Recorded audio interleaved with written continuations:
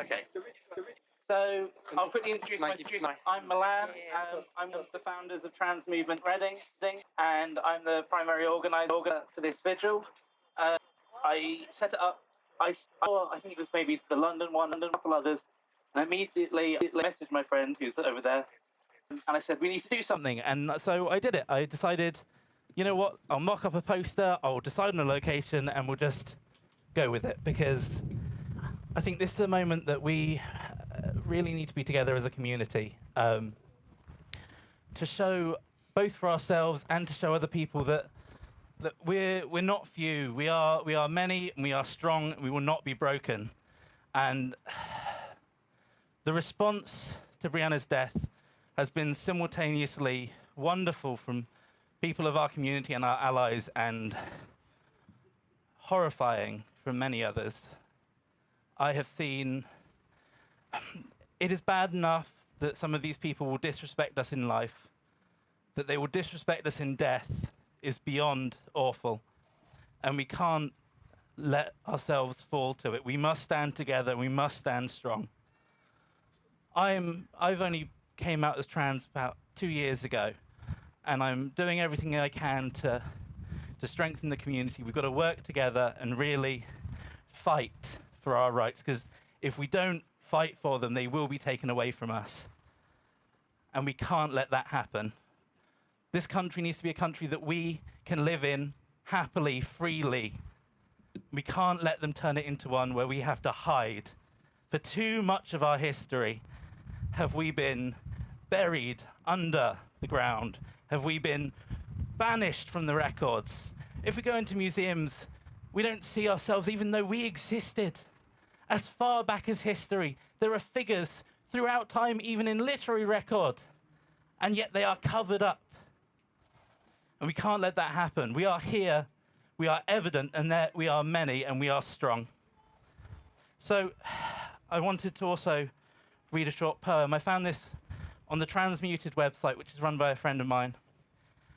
And it made me very sad, but also I felt for it. It's a poem written by Emily Valentine, and it's about a dress, actually. Somewhere a dress is being made, crafted by hand from basic materials stitched together. It has no rules. It is sexless, genderless. Next, it will leave its warehouse, packaged in plastic, snug in a box, warm in a truck, heading to a shop. It has no rules. It is sexless, genderless. It is a long drive, and then the door's up. It is unpacked and tagged. It is hung up with other dresses like it. It has no rules. It is sexless, genderless, except it isn't anymore. The dress now has a size, a price, and a label. It sits now in a women's section. Whatever that is, in its cloth, it feels different. It has no rules.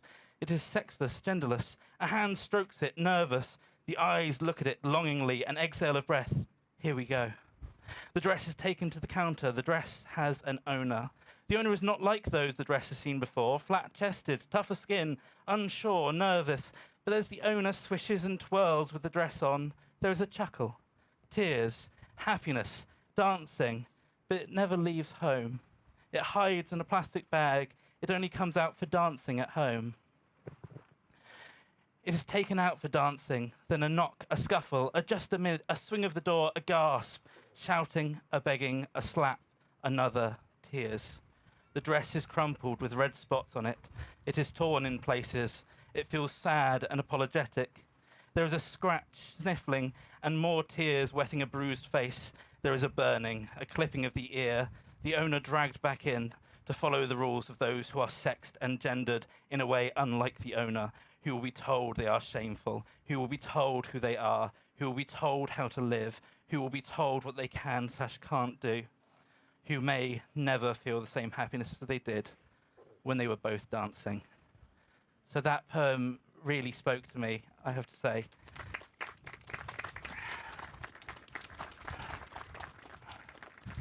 I find one of the tragedies, I think, of Brianna as well is that she was loved by her family and they were proud of her. And that is not an experience I know most of us have experienced. And I think it's devastating that anyone has to go through this, and yet almost every single trans woman I know, or non-binary person who likes, or anyone actually for that matter, who likes skirts and dresses, has had that experience. And that is horrible. Okay. Next up, I hope you're okay with this. Next person I have written down, also part of TransMovement Reading. Lucy, would you like to say something? Wherever you are. Tonight, I'd like to tell you all a story from my life, in the hopes that my experiences of loss might help some people process how they feel. If it helps even just one person, I'd be glad to have told it. I had a friend when I was in college at Henley, almost a decade ago now. I knew her since secondary school, but we became close in sociology class at college. It was the time in my life when I finally began unpacking my gender identity, struggling with feelings I had repressed from around the age of 12. She was the greatest ally I could ever have asked for, encouraging me to explore femininity, and ultimately, she was one of the under a dozen people I trusted to help choose my name, Lucy. We lost contact after college. I came to Reading. She went up north to Hull. We spoke a few times on Facebook Messenger, but eventually the physical distance led us to lose contact. I believe the last contact we had was when we wished each other a Happy New Year at the end of 2017. I learned she was missing when it came up on my news feed in February of 2019. A month later, a group of fishermen saw her body floating in the water where the Humber meets the North Sea. I learned of her death through a news article popping up on my feed. She was murdered. Her death was one of the most violent and horrible things that could happen to a person. Some of you may know the full details. There's since been a true crime documentary about her death. Reading the headline, "Body of Libby Squire Found in Humber," I felt profoundly hollow, like a part of my soul had been punched in the gut. We weren't close when she died, but I regret that we didn't speak more after parting ways for university. This week, when I read the headline, "Girl Found Stabbed in Park," I didn't think much of it. People die all the time. It's sad, but it's true. Then, a few hours later, when the media finally began reporting that she was transgender, I felt that same hollow feeling, that same gut punch to the soul. It didn't shake me as hard. I didn't know Brianna, but the feelings were eerily similar. Selfishly, part of that feeling is the knowledge that it could have been you. I could have gone to Hull instead of Reading. I could have been taken, too drunk after a night out. I could have been found dead in the Humber. And in this climate, where the incumbent government seems to want us dead, and the incoming government's leader thinks that Brianna was too young to know her own identity, that it was right for her to die with an M on her death certificate. In this climate where 16 articles are written every day in the British news media demonising trans people, and in this climate where a cult of hate has spread outside its typical fascist home into politicians, journalists, university law professors, online mothers' message boards, once beloved children's authors, and out into members of the general public, I could have been stabbed by peers, taken in by that rhetoric. If not me, then another person standing here, someone I did know, someone I was close to. Those taken in by this cult of hate may be fighting a cultural war, but we're the ones who will die in it. There's another component to that gut punch, a less selfish one. A longing to have done more. A longing to have spent more time messaging Libby. A longing to have been there on that night and seen her to her door. A longing to have known this young trans girl who helped her peers access healthcare and was an advocate for her community. A longing to love and cherish the time I have with all of you here before this happens to another one of us. Right-wing pundits and those taken in by the cult of hate have been quick to ask why we gather at vigils for a girl we didn't know. We aren't holding vigils for the other teenagers that died this week. Why her? They clearly cannot feel the pain in this community. We gather to honour one of our number lost, though we may not have known her, and we gather to cherish the time that we have together before another one of us is taken. To end this story, I'd like to give my thanks to everyone that could be here tonight, and to all those who gathered at vigils across the country. The outpouring and love and support we have and are showing to each other has perhaps never been more needed.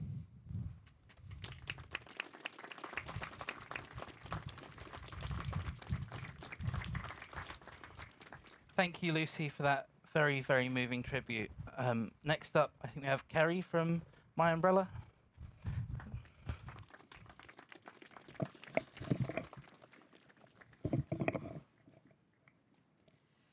When you call me by my name and pronouns I adore, you give me a gentle, warm hug, a hand up, a healing balm, a bright smile in the dark, a heart-opening wink, a bouquet of sunflowers, a yarrow blossom circle of protection, a tender rose of sweetness, years on my life, a burst of energy, the ability to focus, a nourishing sense of safety and belonging, a happy memory, a warm cup of lemon balm love. When you call me by the name and pronouns I adore, you give me wellness, welcome, and home.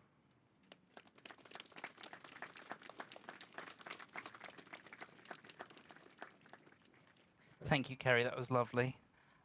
Emily from Trans in the City, if you'd like to come up. Thank you.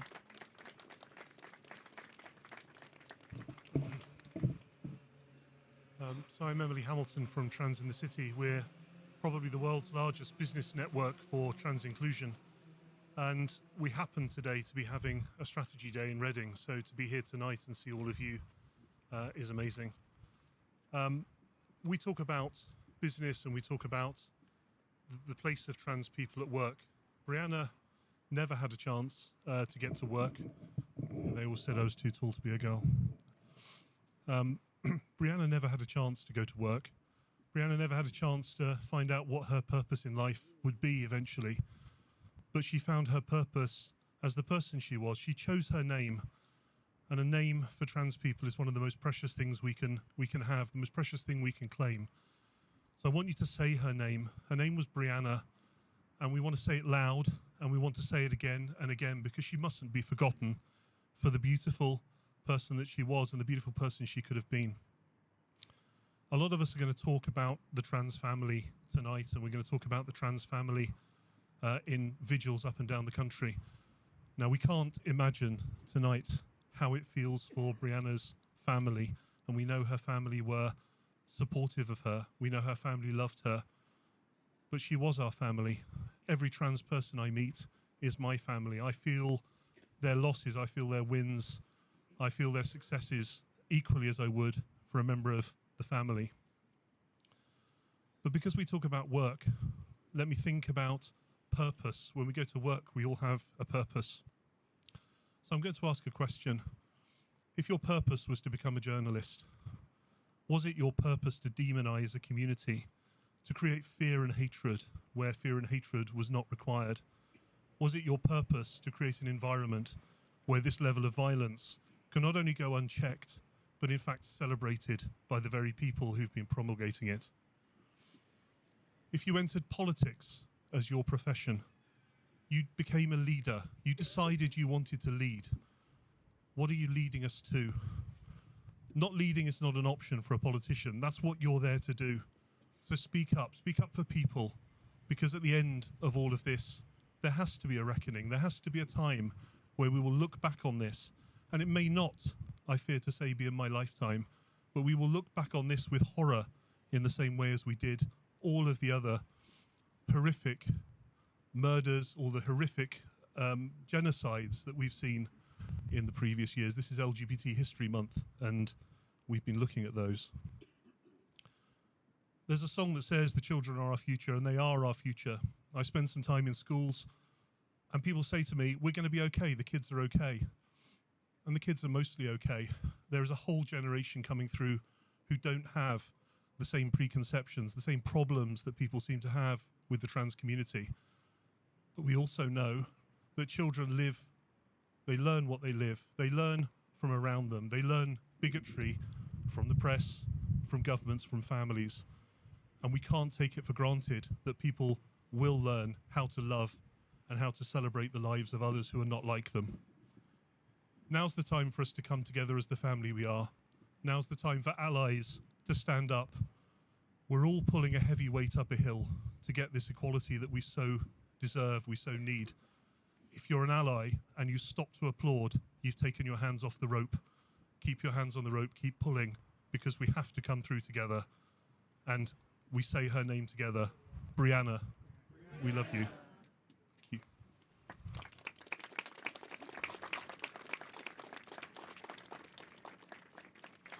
Thank you ever so much, Emily. And yes, we definitely can never forget.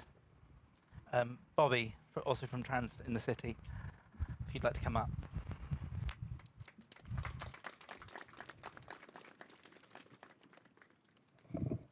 Thank you so much.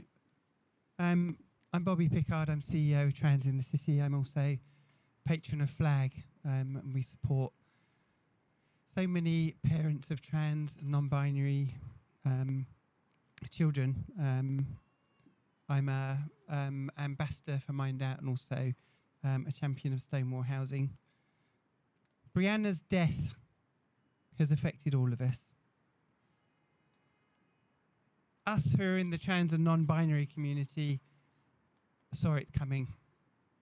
We've seen it coming for years. Years and years, and we've told people it was coming. We know it could have been any of us, and we know that it's been many of us. Families of trans and non-binary people, this is what they've been scared of and fearing that will happen for so many years. We've been calling out to people to recognize that this was on the horizon.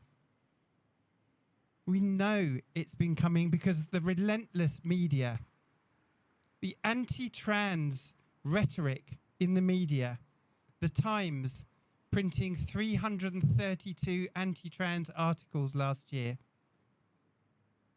BBC and Sky still not reporting Brianna's death correctly. Still the media printing anti-trans articles in a time when our community is mourning from the death of one of us. The government is empowering the anti-trans organisations to destroy our community.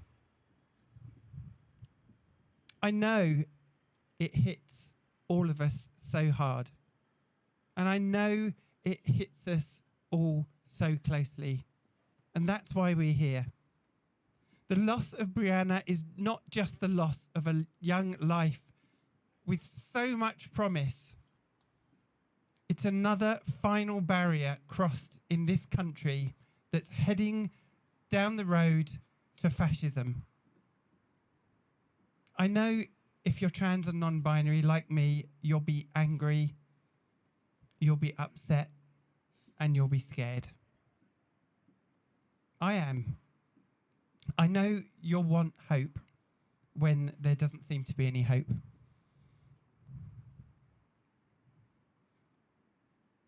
I know that you'll think that that hope will come from the next government. It won't. Don't look to any political party for hope. Don't look to any charities for hope. Don't look to any organisations for any hope. Look to yourselves. You are the trans and non-binary community. You have the strength to continue when others would fall. You have the resilience to survive when others would crumble. You have the power to rise when others would fall. That's Brianna's legacy, but it's also her future, because we will rise and we will survive and we will carry her name with us, and that will be her future. Allies, you need to wise up. You need to speak up and you need to stand up. Your apathy at what's happening to the trans and non-binary community needs to stop. You need to stop wondering whether there was something that you could have done. You need to stop wondering what you could do, and you need to start doing. You need to do what you'd do if your rights were being eroded. What you'd do if your children were being murdered. Do more. Do more now. Thank you.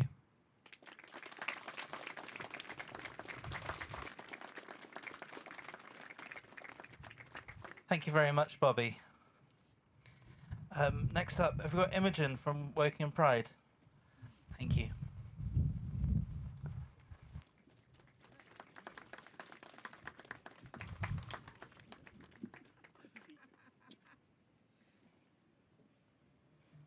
Hi everybody, you're going to have to excuse me because I haven't really planned anything, but I'm going to speak anyway, sorry. I'm obviously a local councillor for Wokingham Borough Council, and I'm also one of the founders of Wokingham Pride, which is one of the reasons why I'm here. I've also... Oh, am I not close enough to the microphone? Oh, sorry guys. I've also been basically out as a lesbian for 30 plus years now, and certainly back then, when I came out, lesbians were being vilified, and they didn't want us in women's changing rooms and in the spaces where other women were because they thought we were predators. And I'm seeing, and although that time has moved on, I'm seeing it being repeated with trans women at the moment in the media and the way people are approaching it. And what I can say is that, obviously lesbians, people don't treat us like that, and I want to give people some hope that it will move on. It will become accepted. It has to do so. But as the previous speaker said, obviously there is a journey to go through, and sometimes you just got to come out and stand up and say, "Here we are. We exist. We are real people." And I think that visual is part of the problem. And unfortunately for Brianna, that she inadvertently is probably going to be part of that visual. And we need to say these are children, these are young people. What are we teaching our young people where 15-year-olds think it's okay to go and murder somebody in the middle of the park in the middle of the day? I mean, that's this has got to change. This has got to stop, and it's being fueled by our media at the moment, which is not helping anything at all. And so, but we have to put a human face on this problem. And bring it to the fore, and that's the only way that we're going to have to deal with it. But I want to give hope to people. It can move on. We can build a better world, but we have to do it together. And it's important that we all stand up together and do this. And for me, going on, I was one of the people who went to Parliament and got equal marriage for same-sex couples and things like this. I very much I feel it's a crime that Brianna could not be identified as female. It's clearly from all the pictures, anybody who sees her pictures and sees her TikTok videos and things like that can see, girl. That's what she is. And certainly her parents and the schools all refer to her as girl. It does worry me what we're teaching our young people, and we need to teach them that, to be tolerant, and these people are not animals or creatures to be attacked. And that's really all I'm going to say on that. So I'll finish there. Thank you.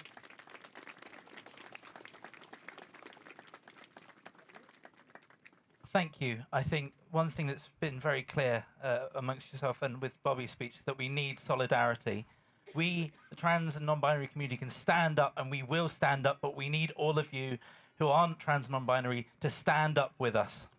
Okay, next up, have we got V or someone else from Support You?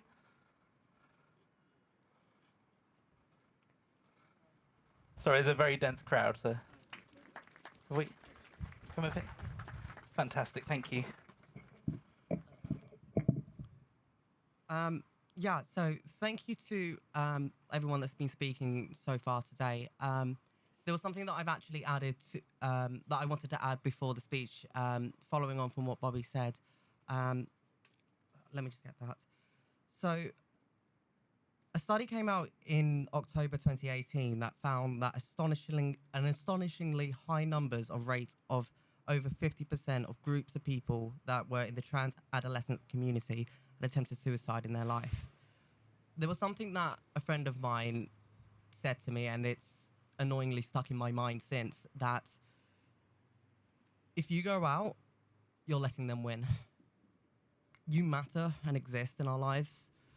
Whether you think it or not, just the matter of existence just means so much more to those around you, way more than you realize. So to go on with what I wanted to say. To the eyes of the world, following the news of recent times, Brianna has been given meaning, a sense of symbolism, a physical embodiment of media-incited outcries. Another talking point that precedes what we define as human for an individual. I really have nothing more to say. She isn't a person for transphobia, a being to fuel and instigate a spewing of volatile malice. She isn't a person for the media to define others as whether you're for or against another human's well-being. Because in essence, our internal quarrels mean nothing. Because in essence, Brianna was a person. That's who she was. And that's who all of you are. An existence to survive until existence flees.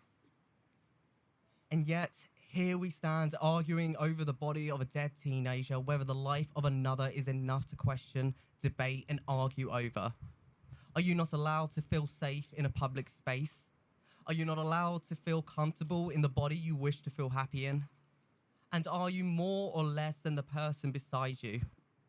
These are the questions that we must focus on?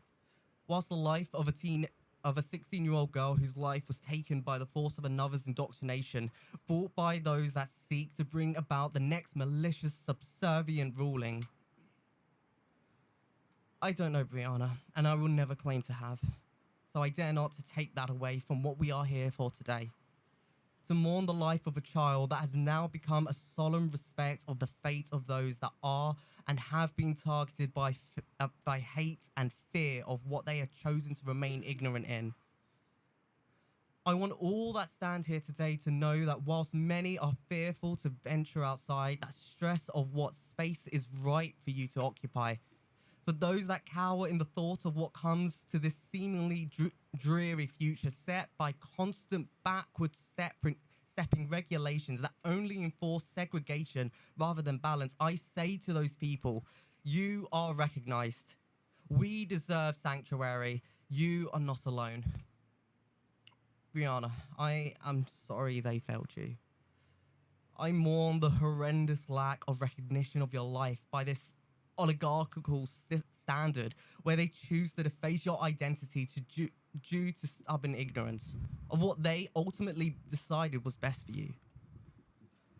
I hope you find peace wherever you lie, and that wherever you are, please know that no matter what has been said by those that tarnish you or anyone else that is bracketed in this category, your life has been heard, and that I hope to everyone as well, you feel a sense of proudness for who we all are as individuals. And that no matter what brings from our past, future, nor present, that nothing will stop who I am, who you are, and who we will always be, ourselves. I hope everyone can reflect on the events of today and the month that has passed. You have places to turn to. You have LGBT plus Switchboard, a helpline for queer advice and support. Transactual, a website that catalogs a multitude of information for trans people. You have us as Support You, with one-to-one sessions, counselling for the community. And you have the Mosaic Trust, as well as Mermaids UK, that offers support and social gatherings for under 18 LGBTQIA plus people. Whether it's us, the other services, or people around you, please be reassured that you are welcomed. You're supported. And sooner than later, you'll be considered as an actual individual by the eyes of those that decide our lives. Brianna, I am sorry for your sudden departure. And I wish you, your family, your friends, and those all that are affected, the peace that you deserve.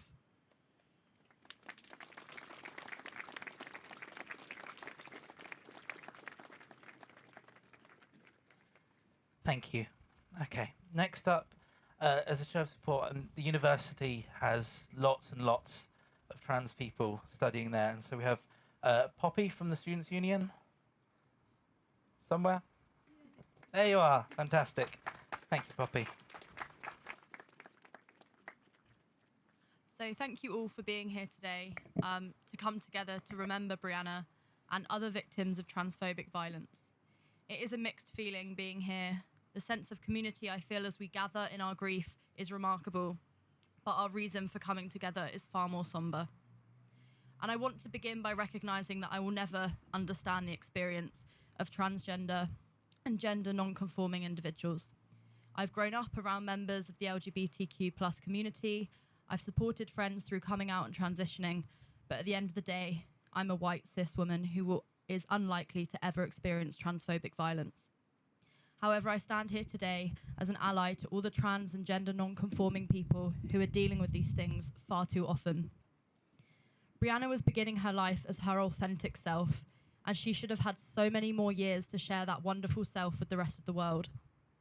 It is devastating that we will never experience the incredible energy she is reported to have shone out to those around her. At this time, we have a duty not only to remember Brianna and others we have lost to transphobic violence, but also to stand together with those who are fighting to have their basic rights respected and upheld. I could go through statistics of how many trans people have been hurt, how many we have lost to transphobic violence, but we must do more than just talk. We need to act, we need to accept, respect, and empower trans individuals who are not just statistics. They are people who have had to fight for decades for their right to being their authentically wonderful selves.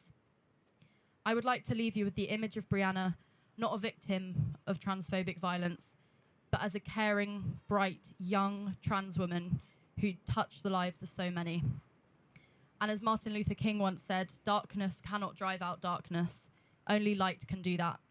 Hate cannot drive out hate. Only love can do that.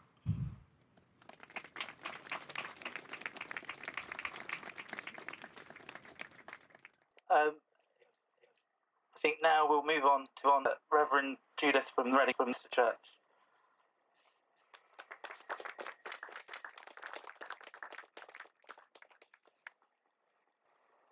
As an ally, I feel truly humbled, and it's a great privilege to lead you into the minute of silence.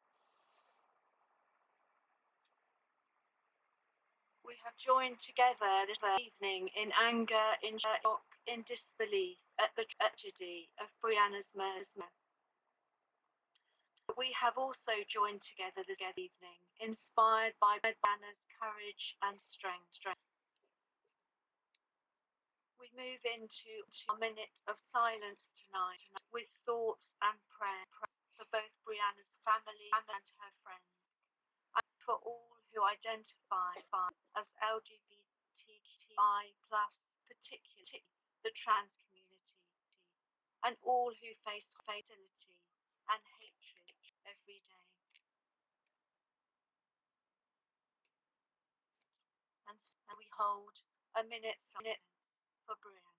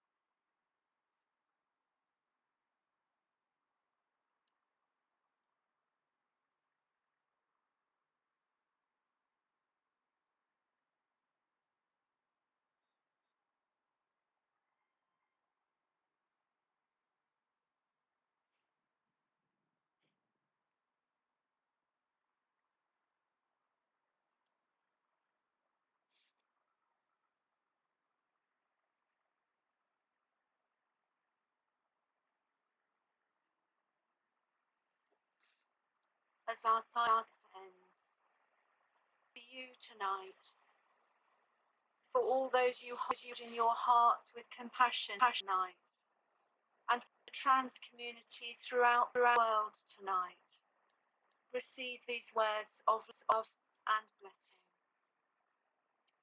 Deep peace of the running wave to you, deep peace of flowing air to you, deep peace of quiet earth to you, deep peace of the shining stars to you, deep peace of the gentle night to you, deep peace of cross to you, blessing of God Almighty, Creator, Redeemer, and Sustainer, be yours night and forever.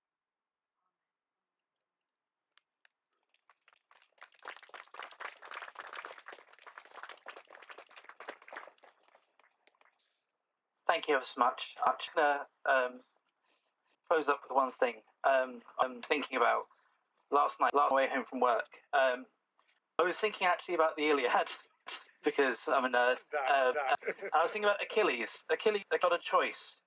He was a choice of he could either fight and die and be remembered forever with his glory, or he could live a happy life and be forgotten. Brianna didn't get a choice. But we have to remember her.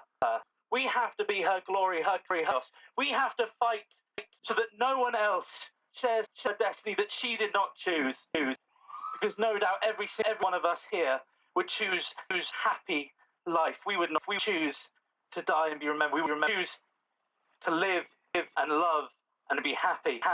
But she did not get to choose. Together we can be strong. Together we have to fight. We collect what they want for us to disappear into the annals of time like all those that came before us. We are strong together. And we should say one more time for Brianna. Brianna. Thank you everyone for coming tonight. It has been warming to see you all and see the number of you. And yet I am still devastatingly sad. Thank you.